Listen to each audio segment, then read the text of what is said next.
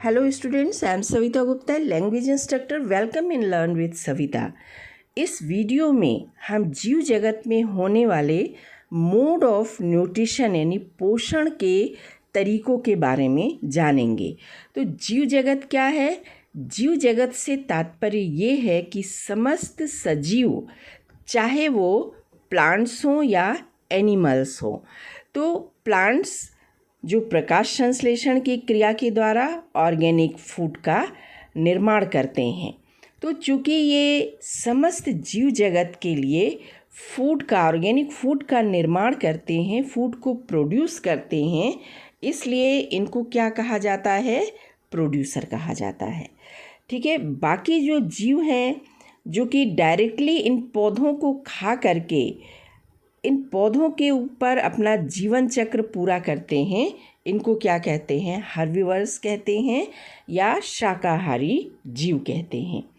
इन शाकाहारियों को खाने वाले, इन शाकाहारियों के मांस को खाने वाले को कार्निवोरस कहते हैं।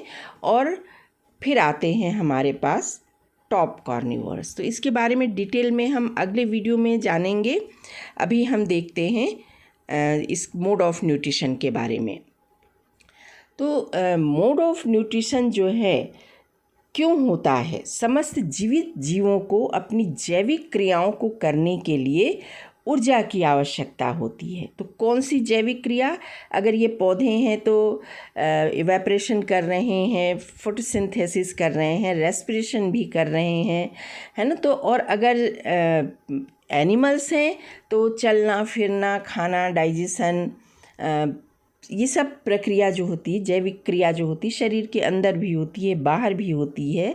ये सब करने के लिए इन्हें ऊर्जा की आवश्यकता होती है और ये ऊर्जा इन्हें भोजन से प्राप्त होता है।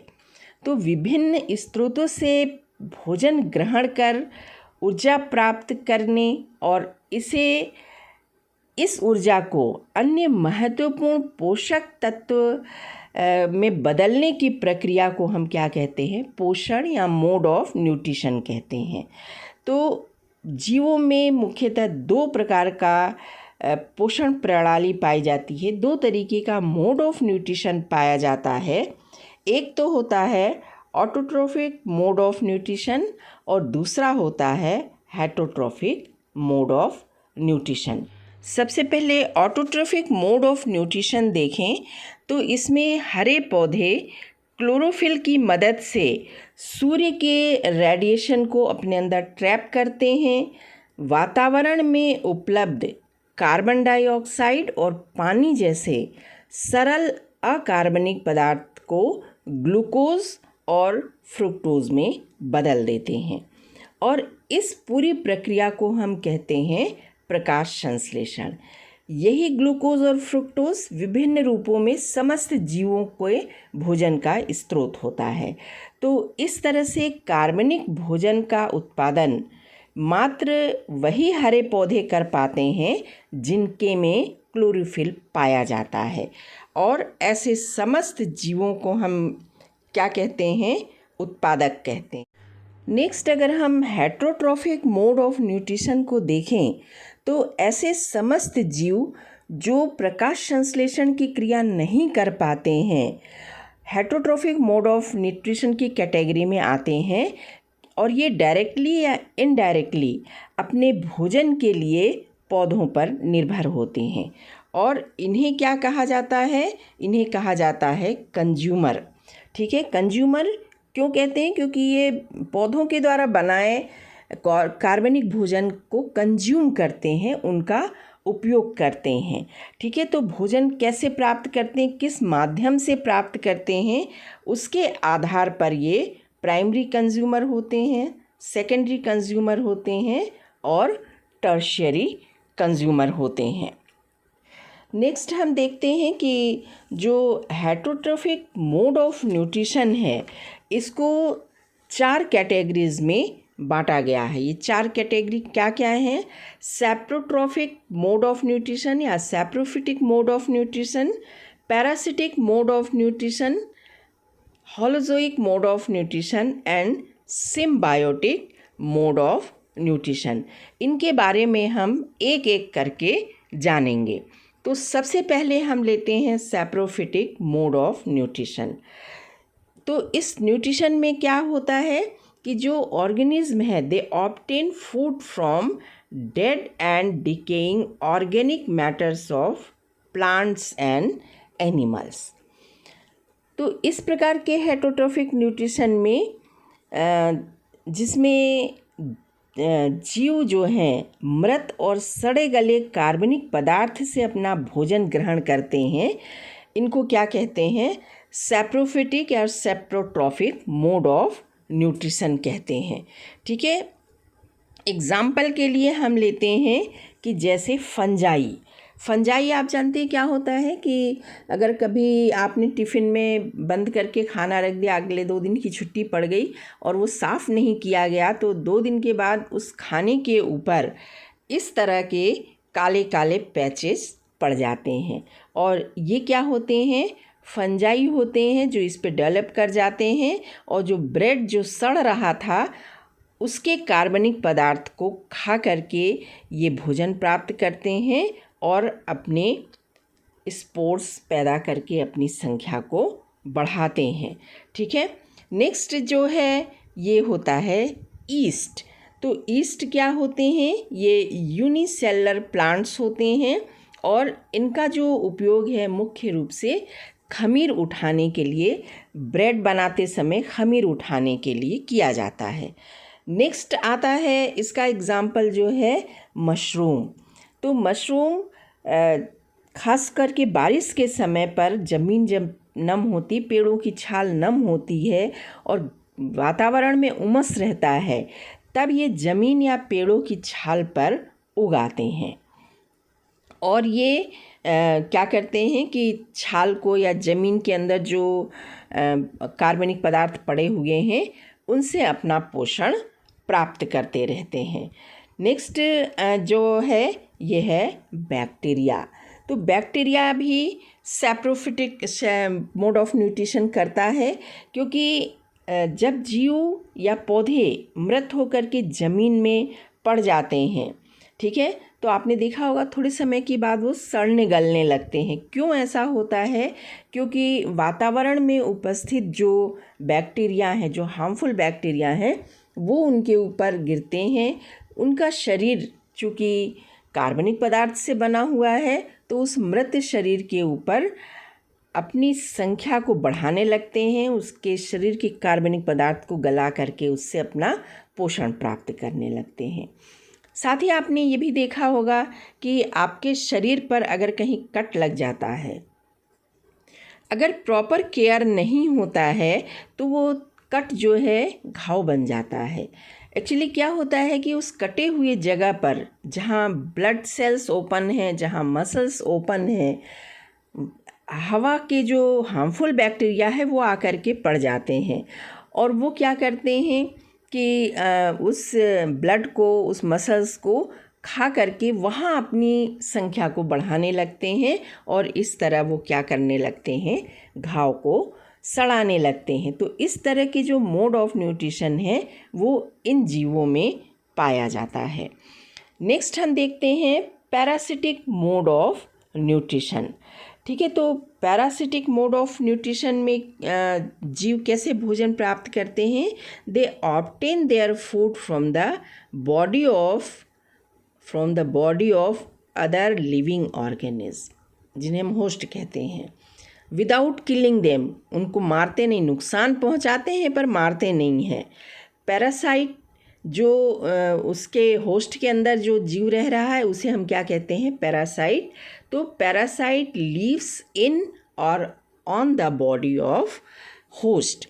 ठीक है, तो एक बार हिंदी में समझ लेते हैं हम कि इस प्रकार के मोड ऑफ न्यूट्रिशन में एक जीव जो है किसी दूसरे जीव के शरीर के या तो अंदर रहता है या उसके शरीर के ऊपर रहता है। जो जीव शरीर के अंदर रहता है या ऊपर रहता है उसे पैरासाइट कहते हैं और जिसकी बॉडी को ये उपयोग कर रहे हैं उसे क्या कहते हैं? होस्ट कहते हैं। तो क्यों रहते हैं ये? भोजन के लिए और आश्रय के लिए। तो पैरासाइट अपने होस्ट से सिर्फ भोजन या आश्रय ही नहीं प्राप्त करता है, बल्कि उसे बीमार भी करता है, उसे नुकसान भी पहुंचाता है। तो इसके हम एग्जाम्पल्स देख लेते हैं। आपने देखा होगा कि रेशम की तरह चिकने धागे जैसे दिखने वाली जो लता होती है वो ख़ास करके बबूल, कीकर या बेर के पेड़ पर जाल की तरह फैली रहती है। इनमें पत्ती और क्लोरोफिल बिल्कुल नहीं होता है, जिसके कारण ये प्रकाश संश्लेषण बिल्कुल नहीं कर पाते हैं। तो इन रेशम जैसी लता जो जाल बना रही है, इनको हम क्या कहते हैं? अमर बेल कहते हैं। इसको आकाश बेल या अमर वल्लरी भी कहते हैं। तो ये अमर बेल चूँकि अपना भोजन नहीं बना सकते हैं, तो अपने होस्ट से ये क्या करते हैं? छोटे छोटे सकर्स तने के अंदर उन नसों तक पहुंचा देते हैं जहां से भोजन ऊपर से नीचे तक आता जाता रहता है, पानी आता जाता रहता है जाइलम और फ्लोएम में, और डायरेक्टली बना बनाया भोजन खाते हैं और मस्त अपनी संख्या को यहाँ पर बढ़ाते हैं। ठीक है, तो चूँकि ये जो अमर बेल है ये अपने होस्ट के ऊपर, अपने होस्ट पौधे के ऊपर रहता है, इसलिए इसको हम क्या कहते हैं? एक्सोपैरासाइट या बाह्य परजीवी कहते हैं। एक और उदाहरण देखते हैं जिसे हम कहते हैं प्लाज्मोडियम। मलेरिया नाम की बीमारी के बारे में आपने सुना होगा। इनमें क्या होता है कि जब मादा एनाफिलीज मच्छर किसी व्यक्ति को काटती है तो उसके लार में जो प्रोटोजोआ पैरासाइट होते हैं उसके स्पोरोजोइट्स रहते हैं, और खून पीते समय ये लार के साथ मनुष्य के रक्त में पहुंच जाते हैं। वहां पहुंच करके ये लाल रक्त कणिकाओं को खाते हैं, उनको नष्ट करते हैं और मलेरिया नाम की बीमारी पैदा करते हैं। तो आप देखिए कि ये जो पैरासाइट है जिसे हम कहते हैं प्लाज्मोडियम वाइवेक्स एक्चुअली कहते हैं, इसका नाम है। तो ये क्या है? मनुष्य के शरीर के अंदर रहता है, उसके रक्त में रहता है। तो इस कारण से इसे क्या कहते हैं? एंडोपैरासाइट कहते हैं। एक और उदाहरण हम देखते हैं। खटमल का नाम सुना होगा आपने। तो ये गंदे और नम बिस्तर में पाया जाता है। सोने वाला व्यक्ति जब इस पर सोता है ऐसे बिस्तर पर, तो रात को ये निकलते हैं, उसका खून पीते हैं और साथ में उसको बीमार भी करते हैं। तो चूँकि ये भी शरीर के बाहर से अपना काम निपटा रहा है, इसलिए इसको भी हम क्या कहते हैं? एक्सोपैरासाइट कहते हैं। एक और उदाहरण लेते हैं, लीच। तो ये जो लीच, जिसे कॉमनली हम जोक भी कहते हैं, ये किसी भी जीव का खून पीने वाला, पानी में रहने वाला एक एक्सोपैरासाइट है। ठीक है, तो पुराने समय में इस लीच का, इस जोक का उपयोग इलाज करने के लिए किया जाता था। लीच को जब किसी व्यक्ति के शरीर का रक्त चूसने दिया जाता है तो उसका जो लार है वो मनुष्य के रक्त में पहुंचता है। उसके लार में ऐसे चीज़ होते हैं जो मनुष्य के रक्त को पतला करता है और रक्त का थक्का नहीं जमने देता है। ठीक है, तो इस कारण से हृदय से संबंधित जो रोग हैं उसमें लीच बहुत फ़ायदा करता है। साथ ही दर्द और सूजन को भी ये क्या करता है? कम करता है। तो नेक्स्ट हम आते हैं होलोजोइक मोड ऑफ न्यूट्रिशन। तो होलोजोइक मोड ऑफ न्यूट्रिशन, तो complex organic food particle intake and are converted into simpler form. ठीक है, तो इस प्रक्रिया में ठोस कार्बनिक पदार्थ को ग्रहण किया जाता है और उसे सरल रूप में तोड़ा जाता है। तो कैसे तोड़ा जाता है? Through ingestion, digestion, absorption, assimilation, egestion in a developed digestive system. ठीक है, तो कैसे इस पूरी प्रक्रिया को, इसे ठोस भोजन को सरल रूप में तोड़ने के लिए सबसे पहले तो क्या होता है, इंजेक्शन। ठोस कार्बनिक पदार्थ को डाइजेस्टिव सिस्टम के अंदर लिया जाता है, ठीक है। फिर क्या होता है, उसका डाइजेशन। डाइजेशन यानी कि पाचक रसों के द्वारा उसको सरल पदार्थ में तोड़ा जाता है, ठीक। फिर होता है एब्जॉर्बेशन। शरीर के विभिन्न माध्यम के द्वारा पचे हुए सरल कार्बनिक पदार्थ को अवशोषित कर लिया जाता है, एब्जॉर्ब कर लिया जाता है। और फिर आता है एसिमिलेशन। क्या होता है एसिमिलेशन, कि इन अवशोषित सरल पदार्थों से शरीर के विभिन्न जैविक क्रियाओं को करने के लिए जो आवश्यक जटिल पदार्थ होते हैं उनका निर्माण किया जाता है, और ये प्रक्रिया क्या कहलाती है, एसिमिलेशन। और लास्ट आता है एजिस्टन। तो पूरी प्रक्रिया में डाइजेशन के बाद जो बिना पचा हुआ अनुपयोगी ठोस अपशिष्ट पदार्थ बचा रहता है उसे शरीर से बाहर निकाल दिया जाता है। इसे एजिस्टन या उत्सर्जन कहते हैं। और ये जो पूरी प्रक्रिया होती है ये एक वेल डेवलप्ड डाइजेस्टिव सिस्टम में पाई जाती है, ठीक है। तो इस पूरी प्रक्रिया को समझने के लिए हम एक छोटा सा उदाहरण लेंगे अमीबा का। तो अमीबा क्या है, अमीबा जलीय वातावरण में रहने वाला एक सूक्ष्मदर्शी जीव है। इसका शरीर अनियमित आकार का है, बदलता रहता है, ठीक है। ये यूनिसेलुलर जीव है, एक ही सेल में इसके शरीर की सारी क्रियाएं संपन्न होती हैं। तो आप देखिए कि ये अमीबा है, इसके अंदर कोई भी वेल डेवलप्ड डाइजेस्टिव सिस्टम नहीं पाया जाता है, लेकिन डाइजेशन की सारी प्रक्रिया इस यूनिसेलुलर अमीबा में पाई जाती है। तो हम एक एक करके हम इसको देखेंगे कि कैसे होता है। अब आप देखिए कि यहाँ ये एक अमीबा है, ठीक है। अमीबा क्या करता है कि एक पॉन्ड में या उथले पानी में रहता है, ठीक है। तो छोटे छोटे जो टाइनी प्लांट्स हैं या छोटे छोटे माइक्रोस्कोपिक जो जीव हैं वो इसके भोजन होते हैं। पानी में तैरते समय जैसे ही इसको लगता है कि कोई ये पार्टिकल आया है, इसके अंदर पोषक पदार्थ है, तो इसके शरीर से, मैंने बताया शरीर अनियमित होता है, आर्म्स एक्सटेंड होने लगती हैं, ठीक है। और ये जो आर्म्स एक्सटेंड होती हैं इस तरह कि ये इस फूड को घेरने लगती हैं। ये बहुत अच्छी तरह क्या करती हैं, इसको घेर लेती हैं, और इनका ये जो पॉइंट ऑफ कांटेक्ट है ये क्या होता है, गल जाता है, और फूड जो है थोड़े से पानी के साथ अमीबा के बॉडी के अंदर चला जाता है, उसको साइटोप्लाज्म में चला जाता है उसके, और अब इसको हम क्या कहते हैं, फूड वैक्यूल कहते हैं, ठीक है। तो ये तो हो गया इनटेक, ठीक है।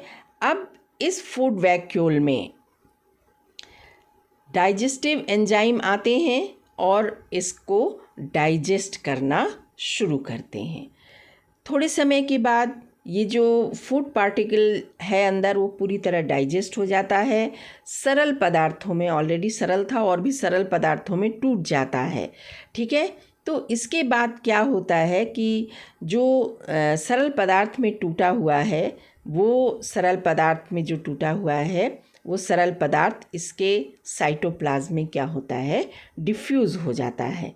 तो ये प्रक्रिया क्या हो गई, एब्जॉर्बेशन की। देखिए एक एक स्टेप हो रहा है, और अब इसी सरल पदार्थ से जटिल कार्बनिक पदार्थों का निर्माण होता है जो अमीबा के ग्रोथ के लिए, उसके संख्या बढ़ाने के लिए ज़रूरी होता है। अब ये फूड वैक्यूल जिसमें अब अनुपयोगी अपशिष्ट पदार्थ है अमीबा के बॉडी में घूमता रहता है, और जैसे ही किसी वॉल के पास में आता है, यहाँ पर, यहाँ पर, यहाँ या यहाँ पर या वापस यहाँ पर, तो यहाँ की जो वॉल होती है वो रैप्चर हो जाती है, फट जाती है और अपशिष्ट पदार्थ को शरीर के बाहर फेंक दिया जाता है। तो इस तरह से इस अमीबा के माध्यम से आपने समझा कि डाइजेशन की प्रक्रिया कैसे होती है। ये वेल डेवलप्ड डाइजेस्टिव सिस्टम में होती है, लेकिन एक सरल उदाहरण लिया है हमने अमीबा का, जो कि यूनिसेलुलर जीव है और डाइजेशन के सारे स्टेप्स को ये फॉलो करता है। तो इस तरह का जो डाइजेशन है, ठीक है, मैंने अमीबा का उदाहरण लेकर के आपको बता दिया। ये कहाँ पाया जाता है? ह्यूमन बीइंग्स में पाया जाता है। ठीक है, अमीबा का उदाहरण तो मैंने आपको बता दिया। इसके अलावा ये अमीबा के अलावा ये जितने हर्बीवोर्स हैं जो कि डायरेक्टली पौधों को खाते हैं, शाकाहारी हैं, उनके अंदर भी ये होलोजोइक मोड ऑफ न्यूट्रिशन पाया जाता है। इन हर्बीवोर्स के फ्लैश को, उनके मांस को खा करके जीवित रहने वाले जो कार्निवोर्स हैं, जिसे हम कहते हैं मांसाहारी जीव, उनके मांस को खाकर जीवित रहने वाले इन मांसाहारी जीवों के अंदर भी यही मोड ऑफ न्यूट्रिशन पाया जाता है। इसके बाद आता है ओमनिवोरस। ठीक है, तो ओमनिवोरस क्या होते हैं? ऐसे जीव जो वनस्पति भी खा लेते हैं, मिलता है तो मांस भी खा लेते हैं, जिसे हम सर्वभक्षी कहते हैं।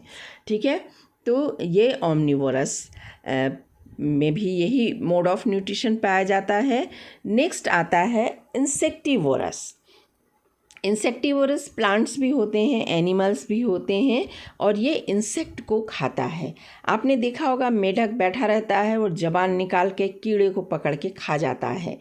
ठीक है, तो ये एक इंसेक्टिवोरस जीव है। पौधे के बारे में आगे बताएंगे।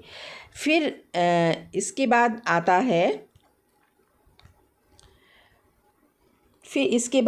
है फ्रूगीवोरस। फ्रूगीवोरस क्या होते हैं? फल खाने वाले प्राणी होते हैं, जिन्हें फल भक्षी कहते हैं। जैसे ये चिड़िया आपने देखा होगा, बहुत सी चिड़िया जो होती हैं वो फल खाते रहते हैं। तोते को ख़ास तौर से आपने देखा होगा। तो इस कैटेगरी में और आने वाले जो जीव हैं, लेमूर है, फ्रूट पिजन है, चिंपैंजी है, फ्रूट फ्लाई है, हैमर हेडेड बैट्स हैं, और आपके आसपास जितनी चिड़िया रहती हैं वो जो कि फल खा कर के ज़िंदा रहती हैं, तो उनको हम फ्रूगीवोरस कहते हैं। ठीक है, नेक्स्ट आता है हमारा सैंग्विवोरस। सैंग्विवोरस यानी कि दूसरे का खून पी करके जीने वाले प्राणी, जिन्हें लहू आहारी भी कहते हैं। तो इसमें आप देखिए कि एक वैम्पायर बैट्स है और ये क्या कर रहा है? खून पी रहा है। नेक्स्ट आता है डाइट्रीवोरस। तो डाइट्रीवोरस क्या होते हैं कि इनको क्या कहते हैं? अप्रदाहारी भी कहते हैं। तो अप्रदाहारी क्या होते हैं? ये ऐसे जीव होते हैं जो मृत पौधे और पशु अवशेष या उनके मल जो कि मिट्टी में मिले रहते हैं और उनमें थोड़े से कार्बनिक पदार्थ पड़े रहते हैं। तो ये जीव क्या करते हैं कि उन मिट्टी को खाते हैं और उसी मिट्टी को खा करके अपना पोषण प्राप्त करते हैं। ठीक है, ये मिट्टी के लिए बहुत ही लाभदायक होते हैं। तो एग्जाम्पल आप देखिए इसमें, अर्थवर्म, आप सब ने देखा होगा अर्थवर्म को, केचुआ जिसे कहते हैं। इसके अलावा मैंने आपको बताया था कि यहाँ पर इंसेक्टिवोरस फ्रॉग के बारे में बताया था। ये एक इंसेक्टिवोरस प्लांट है जो कि कीड़ों को पकड़ता है और खाता है। ठीक है, अब आते हैं हम इसको कहते हैं डंग बीटल, है ना। ये भी एक डिट्रीवोरस है और ये मिट्टी के गोले बना करके अपने घर में रखता है और वक्त पड़ने पर आराम से खाता है। ठीक, नेक्स्ट आता है हमारा symbiotic mode of nutrition. Symbiotic mode of nutrition यानी सहजीवी जीवन।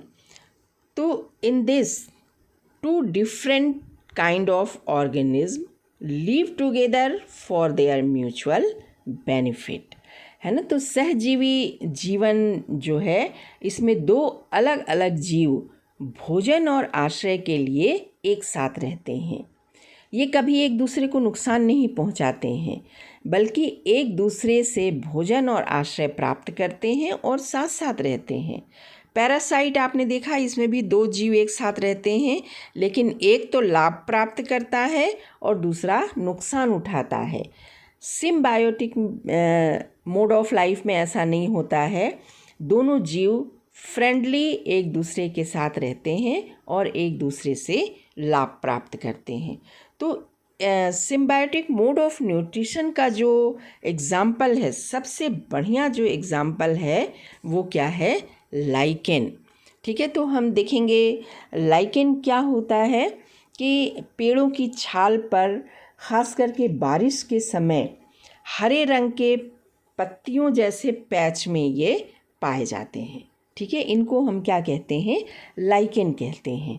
तो लाइकेन एक सिंगल प्लांट नहीं होता है। इनफैक्ट जो लाइकेन है ये फंजाई और एल्गी का सिम्बायोटिक रिलेशनशिप का एक बहुत अच्छा उदाहरण है। ठीक है, चूँकि ये पौधे के ऊपर हैं, ये फंजाई और एल्गी एक साथ रहते हैं। अब आप देखिए, फंजाई के पास क्लोरोफिल नहीं होता है, जिसके कारण वो अपना भोजन नहीं बना सकता है, भूखा पड़ा रहेगा, लेकिन हाँ वो मॉइस्चर खींच सकता है। जबकि एल्गी के पास क्लोरोफिल है, वो सूर्य की रोशनी से प्रकाश संश्लेषण कर सकती है, अपना भोजन बना सकती है, लेकिन उसके पास पानी नहीं है। तो दोनों ही एक दूसरे की ज़रूरत को पूरा करने के लिए एल्गी और फंजाई साथ साथ रहते हैं। फंजाई मॉइस्चर खींच करके एल्गी को देता है, एल्गी इससे प्रकाश संश्लेषण करके भोजन बनाती है, खुद भी लेती है और फंजाई को भी देती है। तो इस तरह से ये एक म्यूचुअल सिम्बायोटिक रिलेशनशिप में फ्रेंडली लाइफ बिताते हैं और इनको हम क्या कहते हैं, लाइकेन कहते हैं। ठीक है, एक और उदाहरण हम देखें तो आपने देखा होगा कि लेग्यूमिनस कुल की जो दाल देने वाले पौधे हैं, चना है, मटर है, लोबिया है, मूंग है, तो इनकी अगर जड़ों को आप देखें तो इसमें इस तरह के जो है छोटे छोटे गांठें पाई जाती हैं। ख़ास तौर से हरे चने या छोड़ जब मार्केट में आते हैं तो किसी किसी छोड़ में जड़ भी निकल के आ जाती है, तो आप ध्यान से देखिएगा, उसमें ये गांठें बनी रहती हैं। ठीक है, तो क्यों बनती हैं ये गांठें? बट नेचुरल है कि इसके अंदर कुछ न तो कुछ होगा जिसके कारण ये गांठ का रूप ले लिए हैं। तो एक्चुअली इन गांठों में राइजोबियम नाम का बैक्टीरिया रहता है। तो राइजोबियम नाम का ये जो बैक्टीरिया है, वातावरण में जो फ्री नाइट्रोजन है, इस नाइट्रोजन को क्या करता है, फिक्स कर देता है और लेग्यूमिनस कुल की जो जड़ें हैं इस सॉल्युबल नाइट्रोजन के यौगिक को एब्जॉर्ब कर लेती हैं और बदले में इस बैक्टीरिया को रहने की जगह और भोजन इन जड़ों से मिलता रहता है। तो इस तरह बैक्टीरिया और लेग्यूमिनस कुल की जो जड़ें हैं वो एक दूसरे के साथ सिम्बायोटिक रिलेशनशिप में, एक फ्रेंडली रिलेशनशिप में रहती हैं। एक और उदाहरण हम देखते हैं, बहुत कॉमन तो नहीं है, आप लोगों ने शायद चिड़ियाघर कभी गए हों, ज़ू, तो वहाँ देखे होंगे कि जो मगरमच्छ है, जो कि खूंखार मांसाहारी जीव है, मुंह खोल करके धूप में धूप सेकता रहता है। ठीक है, और एक दो चिड़िया उसके मुंह के अंदर घूमती रहती हैं, है ना। बहुत इजी शिकार है, बड़े आराम से मुंह बंद करके वो इन चिड़िया को खा सकता है, लेकिन वो खाता नहीं है, मुंह खोल के बैठा रहता है। एक्चुअली क्या होता है कि जब वो किसी भी शिकार को खाता है, मांस को खाता है, तो इसके ये जो दांत हैं, इन दांतों में उस शिकार के मांस के टुकड़े फंस जाते हैं। तो जब ये धूप सेकने के लिए बाहर आता है, मुंह खोल के पड़ा रहता है, तो ये जो पक्षी हैं वो क्या करते हैं, इनके दांतों से मांस के टुकड़े को निकाल निकाल करके खाते हैं। तो देखिए कितना अच्छा सिम्बायोटिक रिलेशनशिप है कि इस मगरमच्छ को, इस घड़ियाल को क्या है, दांत में फंसे मांस से छुटकारा मिल जा रहा है और इस पक्षी का पेट भर जा रहा है। तो इस तरह हमारी जो प्रकृति है, हमारी जो नेचर है, वो तरह तरह के आश्चर्य से भरी पड़ी है और ये है पूरा सिम्बायोटिक मोड ऑफ न्यूट्रिशन। और मोड ऑफ न्यूट्रिशन के अलग अलग प्रकार के बारे में हमने आपको इस वीडियो में बताया है। होप कि आपको समझ में आ गया होगा। Thank you, thanks for watching the video.